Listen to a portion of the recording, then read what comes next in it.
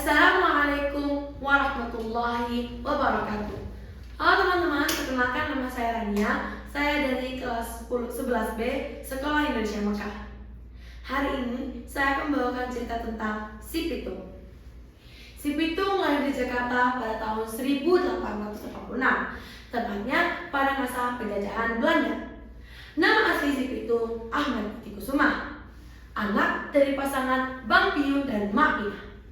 Semasa kecil, Si Pitung bersekolah di Pondok Pesantren Haji Naim, tempat ia didik dengan pendidikan agama yang kuat sambil belajar ilmu bela diri.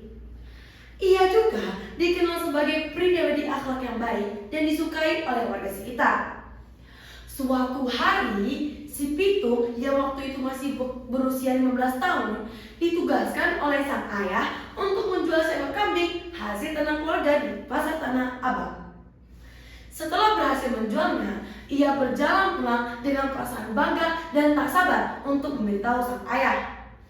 Malang beribu malang, ia dihadang oleh komplotan Belanda dan Tionghoa yang dijuluki sebagai centeng. Mereka merampas uang sebesar puluhan gulden yang didapatkan Si Pitung dan hasil penjualan kambing. Ia pulang dengan tangan kosong dan hati yang sedih. Ayahnya pun menjadi geram ketika mendengar berita tersebut. Si Pitung ikut murka dan berjanji untuk membalas dendam kepada komplotan tersebut. Ketika berhasil menemukan mereka, Si Pitung mengerahkan kemampuan bela dirinya dan memberi pelajaran kepada mereka. Usai bertarung, kawanan terdiri 6 orang tersebut justru mereka dibuat terkesan atas keahlian Si Pitung dan mengajaknya bergabung. Meski awalnya menolak, ia akhirnya bergabung sebagai pemimpin komplotan dengan syarat bahwa hasil rampokan akan dibagikan kepada mereka yang membutuhkan. Ia berniat menggunakan ilmu bela dirinya untuk melawan para kompeni dan tuan tanah yang begitu semena-mena terhadap warga. Si Pitung dan komplotannya melakukan aksi pertamanya di kantor Master Komunis, tempat seorang tuan tanah asal Bugis, Haji Saifuddin, bekerja. Aksi ini dilakukan secara cerdik oleh Si Pitung dengan menyamar sebagai salah satu pegawai pemerintah Belanda. Penipuan ini dilakukan dengan cara mencuri seragam salah satu petugas dan menyamar sebagai demam atau kepala daerah wilayah Master Cornelis. Selanjutnya, Si Pitung memberi surat perintah kepada Haji Saifuddin agar menyimpan uangnya di kantor Master Cornelis untuk keperluan pengawasan pencurian. Tak disangka Haji Saifuddin pun setuju dan memberikan uang kepada Demam Master Cornelis. Setelah itu, harta Haji Saifuddin dibawa kabur oleh Si Pitung dan komplotannya.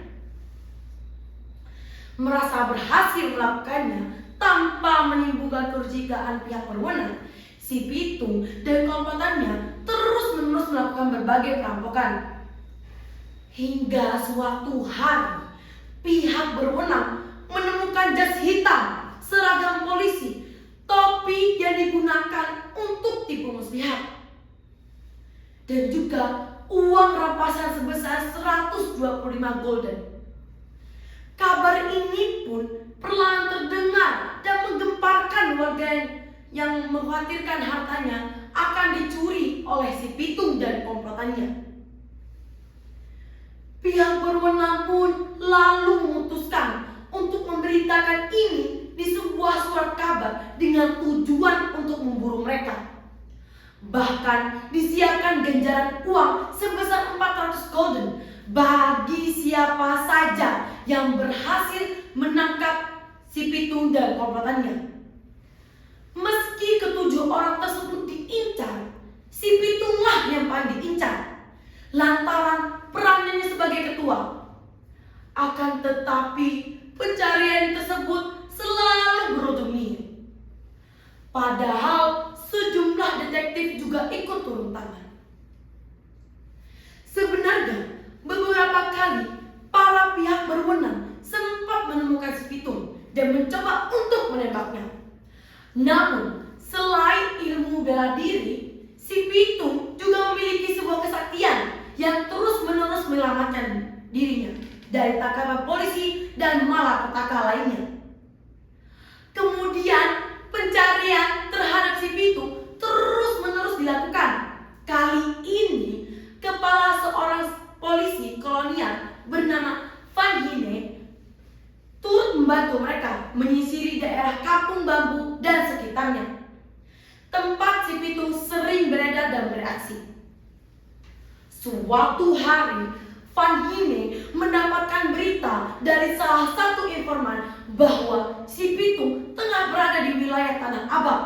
Dengan amat berhati-hati karena tak mau kehilangan lagi, Van Hine menyiapkan strategi untuk menyampaikan. Tak lama kemudian, si Pitung menampakkan dirinya dan mencoba untuk melarikan diri.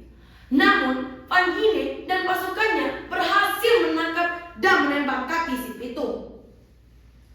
Lemah, lunglai, dan tak mampu melakukan perlawanan, Van Hine kembali menembak dan kali ini mendarat di bagian dadanya. Perlahan, si Pitung terjatuh di tanah dan meninggal dunia. Lalu bagaimana dengan kesaktiannya? Bukankah harusnya hal tersebut dapat menyelamatkan dari malapetaka?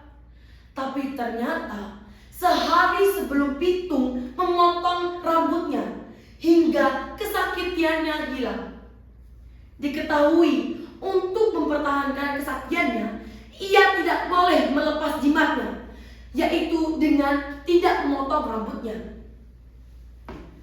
Selepas kepergiannya, si Pitung disemayamkan di tapang pemakaman umum Kebon Jeruk di Jakarta. Kemudian, makam sang legend terus-menerus dijaga oleh warga sekitar. Ia dihormati sebagai pahlawan pembela keadilan dari para penindas. Meskipun dipercaya bahwa si Pitung terus melindungi mereka dari malapetaka hingga hari ini. Pesan moral yang dapat saya sampaikan dari legenda si Pitung adalah paling penting yaitu memiliki niat yang mulia dalam bertindak. Seperti si Pitung yang disenangi oleh masyarakat berkat kepribadiannya yang suka menolong. Hanya saja tindakannya yang dilakukan harus sesuai dengan kaidah kebaikan yang tidak melanggar hukum. Kebaikan yang dilakukan sesuai kapasitas pasti akan membuahkan hasil yang lebih bermanfaat bagi semua pihak. Baik, itu saja yang dapat saya ceritakan dari cerita si Pitung. Terima kasih. Wassalamualaikum warahmatullahi wabarakatuh. Yes!